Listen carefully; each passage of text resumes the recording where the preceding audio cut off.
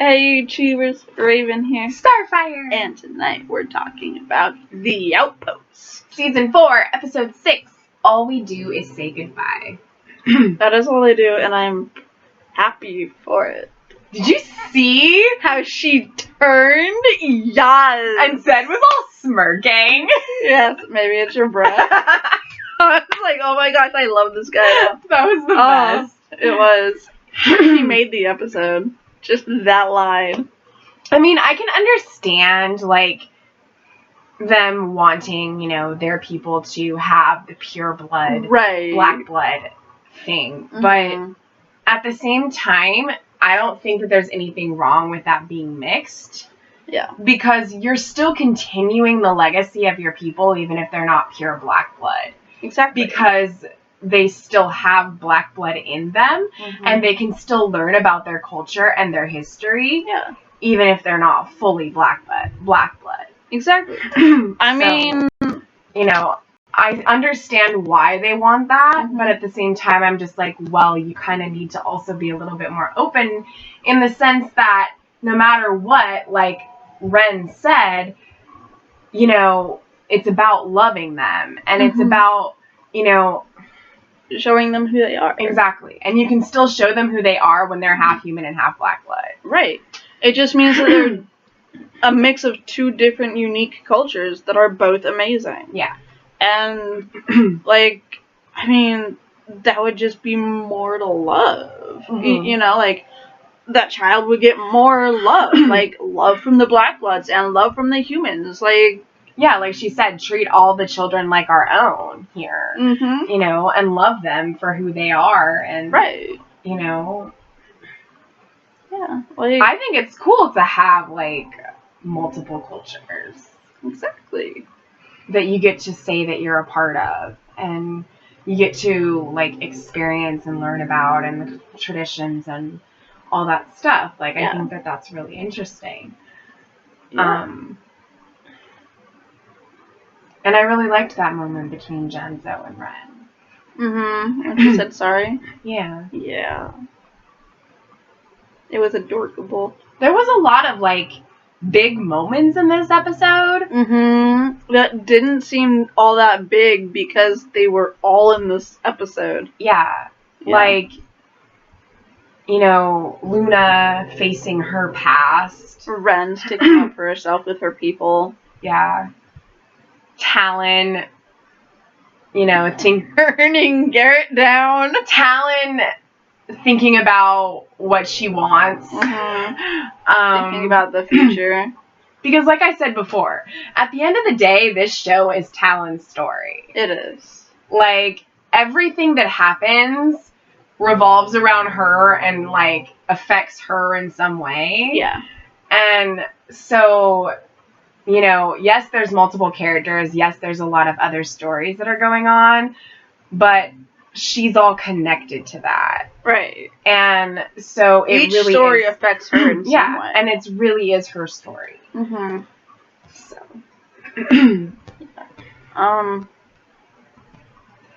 I thought it was, I really, I kind of hesitate to say enjoyed because it's kind of not something to enjoy, but Luna's reaction to seeing that one room. She was kind of okay for the entire journey until she got to that one room and she just broke. And I think it was the first time we saw emotion from her, and I really enjoyed it. But it's because it shows that she still struggles and that she can be vulnerable. And, that she actually is, allowing Talon to comfort her and that she trusts her enough to do that. Even though she said she's not going to still trust her. Because she's I've been not trusting people long enough. Why should I start now? Right. But, in that moment, she trusted Talon. Right. But, Talon knew that she trusted her even though she said that. She knows that she trusts Talon. Even though she said that, she was just being facetious, being that way because she's that young, she's that age. Where it's because she's pretty much been on her own for a long time, and she has just had to fend for herself and survive, and so she just doesn't really have anybody that she can trust or rely on. Right. And so Talon, being there for her and, telling her that she reminds her of herself and wanting to help her is like something that, Luna probably secretly has wanted. Right. Like, Talon's like a best friend, but also a parental figure. Yeah. And I think that's kind of nice. Mm-hmm. Like, the Talon gets to be that and do that with and for her. Like, yeah. She kind of because she worries about Luna a lot. And so it's like, you're kind of getting the taste of what it's going to be like if you have kids. Like, when they reach this age, this is what they're going to be like. You ready for this? Well, that's why Zed was bringing that up. Mm-hmm. And I know that she was all saying it's never going to happen, but seriously, like, their banter is the best. It is. They have the best chemistry. I love their, like, banter with each other and their friendship. Yes. Even though she acts like she doesn't like him. Okay, she can't not like him and have slept with him the way, like... Well, I know. Like, that's why I like that, like, push and pull, because they're very much, like, almost friends to lovers kind of thing. Right. And then she hated him, and like, they're friends again. It can... Well, like she said, he's pretty easy to forgive. Right. And stuff, and... I liked that she was defending that she was with Garrett and stuff, but at the same time, they really haven't been that close. No. And like he was saying, all we do lately is say goodbye. Yeah. And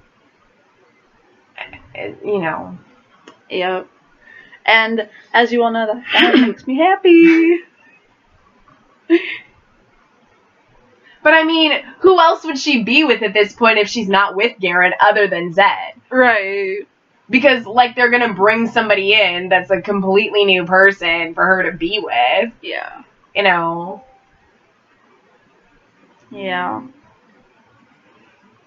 I mean, even if they don't end up doing anything with them more, like, even if they don't end up doing anything romantic with them again, their chemistry as friends is amazing. It really is. So. And I enjoy it. Immensely. I just love his sass, like, right?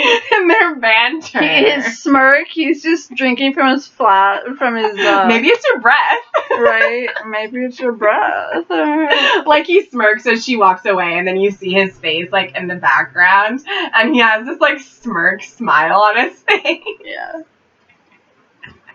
I was like, dude, really? Yeah.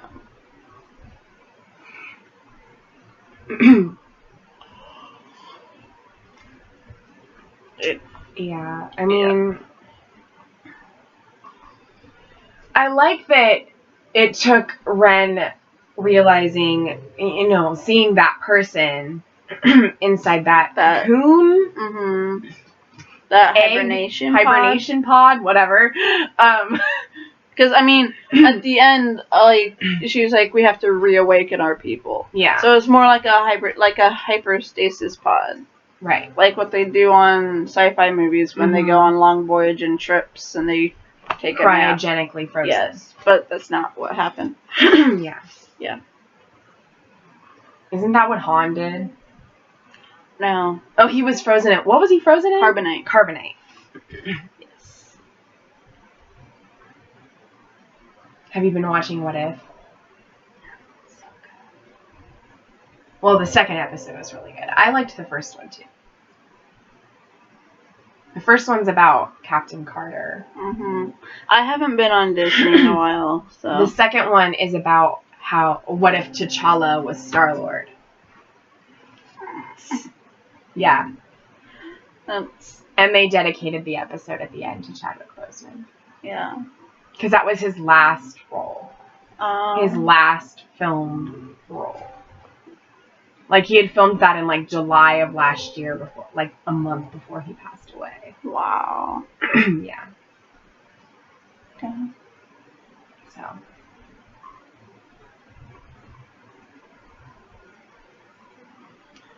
The 28th will be a year. Wow. That doesn't seem like it. I know. Um, But anyway, yeah.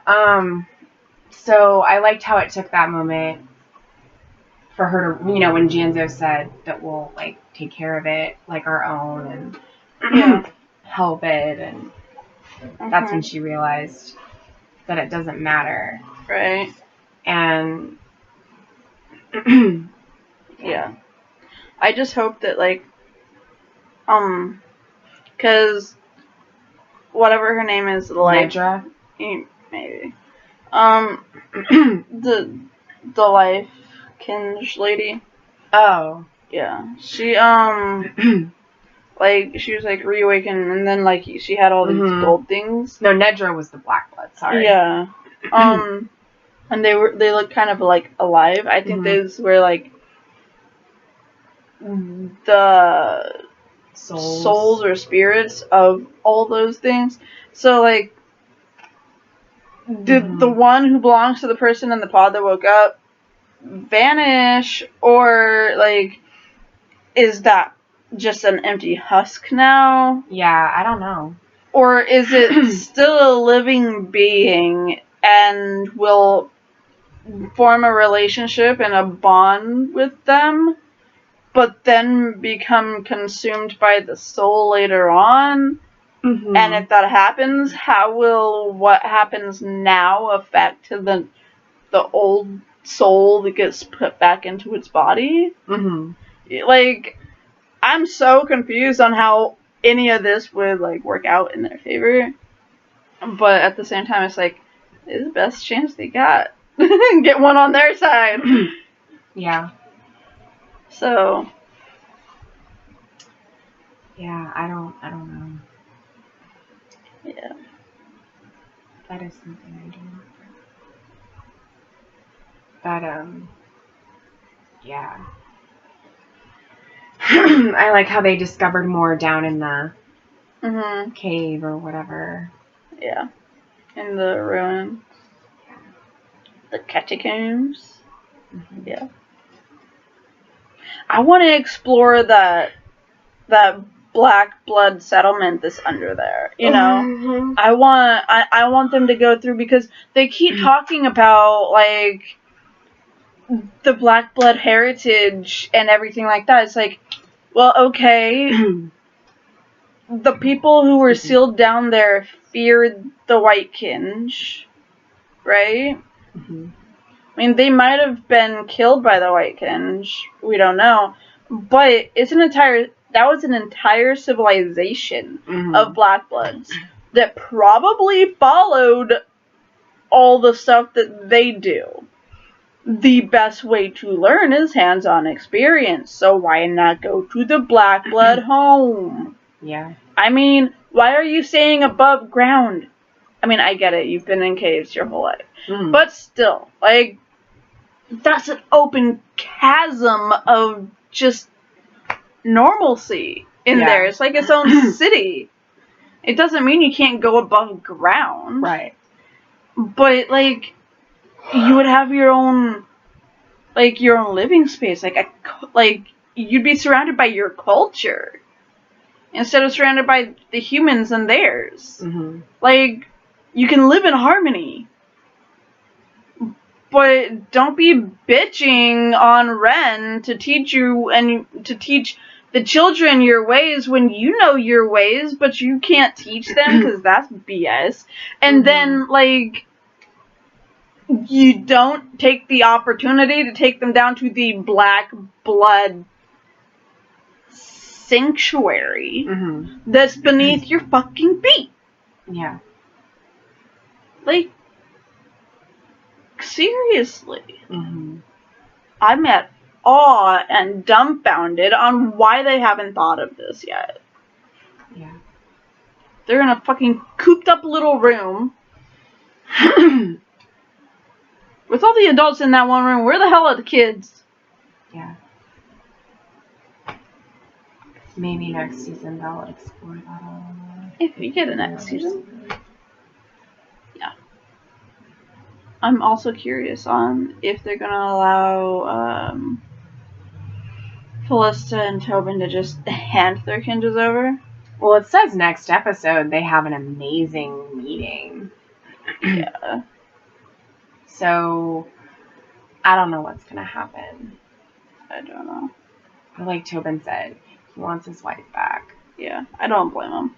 I don't either. And this is literally the only way, because she's not gonna rest until she has her meeting with the gods and gets rewarded for being loyal to them. Yeah. So. Yeah.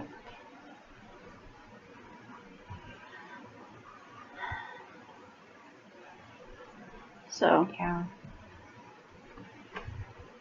I mean, I think that it's starting to lead away from Garrett and Talon. Yes, so do I, and I'm happy. And I mean, you know, it's fine for her to be thinking about what Zed said, but who else would she be with other than him? Right. There's no other black bloods that, if she wanted to have a pure black blood child, that she could really be with other than Zed. Right. At least in the Outpost. For now. So. I mean, this Nadra, or whatever her name is, she's becoming Nedra. Yeah. She's becoming more of an active role. So maybe she's going to have a friend, or maybe, but like, you know, like another black blood that comes in and like starts stepping up. Yeah, maybe, but like, I don't know. It's just then we have to like get used to the new person, right? And like she has to like feel okay being with them, and like all that kind of stuff. And like she knows Zed. She's had a rapport with him. Like they have their banter with each other. They have their moments of, you know, friendship and fighting. Like it's yeah. I mean, I'm not saying that, like, they have to be together. I'm just saying that, you know, that would be the logical option right now. Yeah. And we've already seen how they can be together. Right. So they made a cute couple. Yeah. They were good together. So it's not like we don't know, and it's not like we have to, like, think about how that would be. Right. So, you know, and I know she said that, but come on. Like, secretly, do you want something to happen? Like, right. Come on, girl. Yeah. Come on, Zed. It is. It's Zed. Just. He's one of you. He knows your history with your people. And, you know, the culture and all that stuff. And you're both dealing with the guilt of not going back and leaving people behind. Exactly. I mean, they have Garrett will never understand that. Right. They have that bond with each other that she will never be able to have with Garrett. Right. Because Garrett is human. And not that she can't be with him because of that, but because of the way Garrett is, with, like, his loyalty and the fact that he has to try to fix everything and go after everyone and be like, if something isn't right, I have to go fix this. Even if they want to do it, I have to stop it from happening. It's like Sam. Like, dude, let Tobin do what he's gonna do. He needs to freaking do it so that Felista can get it off her damn mind and be back to how she was. Right. Let him do this. It is not your job to fix it. It's really not. So, you know, I know that he doesn't like Felista, and that's fine. But this is not his choice to make. It is Tobin's. And if he really is loyal to him and is his friend, he needs to allow him to do that. Yeah. Whether he agrees with it or not. he needs to go back to the Outpost with the ring and take charge like Tobin wanted. And when Talon gets back, it better be her ass with the ring and not his. She still doesn't want that job. She was willing to take it. I know. But if she doesn't have to, she won't. Yeah, but we all know Garrett's not fit for it. Yeah. So. Yeah. I don't have anything else, yeah. Yeah, I mean, I don't think so. Okay. So, I guess until next time, always keep fighting for what you believe in.